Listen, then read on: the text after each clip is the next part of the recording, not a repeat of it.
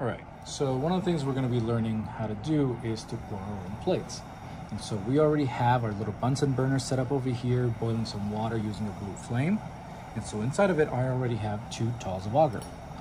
They look like this. So we usually call them talls, usually based on their size. So they're much larger tubes. And we will place them in a water that just covers enough height for it to actually melt this guy. And so what we're going to show you next is what does that look like. So using our test tube holders, we'll reach carefully into the boiling water, and you'll notice our tube looks dramatically different than what our original tube looked like.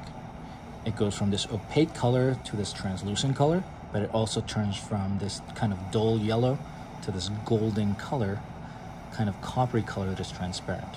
So this is how we know our tubes are ready to go. I'm going to keep it in the water until we're ready to kind of use this guy.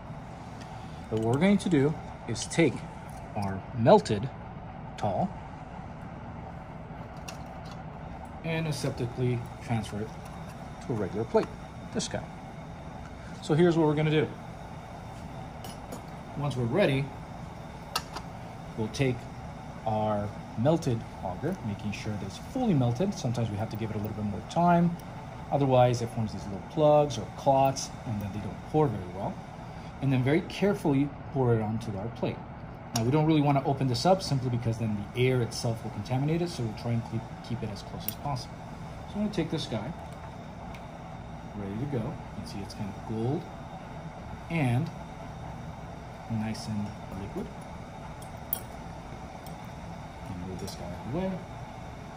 And so what we'll do, with the loosened cap, is very carefully and relatively quickly tilt this guy at about a 45-degree angle to minimize the contamination from above. And so as I do this, I'll quickly open this and pour it in as much as I can in there, and then immediately close it back up. And this guy is ready to go. You can let this guy sit on the side. So normally what we do with the plate is kind of move it around just a little bit, kind of very gently, so that the entire fluid covers it, and then eventually leads to a nice solid plate. These are the ones that you guys are going to be working with later on today. So the idea is to create one of those. We're going to do this again. I'm going to give it a different angle just for a different film, just so it can have a little bit more. So let's start from a different angle. So here's our nice little tall, nice and ready to go. So I'm going to reach for it. Let the actual test tube holder grab onto it. That way it's nice and solid.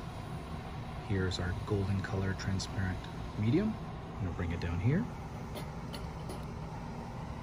And then we're gonna pour it. Same concept. Loosen the cap. As efficient as possible. Keep it covered. Pour relatively quickly. You can get the little extra stuff out of there. Get rid of this guy, and then gently swivel it back and forth so it can spread out, and that's pretty much it. Now we have prepared 2 plates. So now we have allowed enough time for the plates to cool down and solidify. Usually it takes about 5 minutes or so to do so, and especially when they're on the black bench, it actually cools down a little bit faster than the paper that I have them right now on. However, you should be able to notice it. They'll turn into that kind of a little bit more opaque color, and they should be fully solid, so they won't spill or anything like that. You can actually see it at the base of the plate. Nice and solid and ready to go. So these guys are going to be the ones we use for our aseptic technique practice in the next lab, as well as our isolation of pure cultures.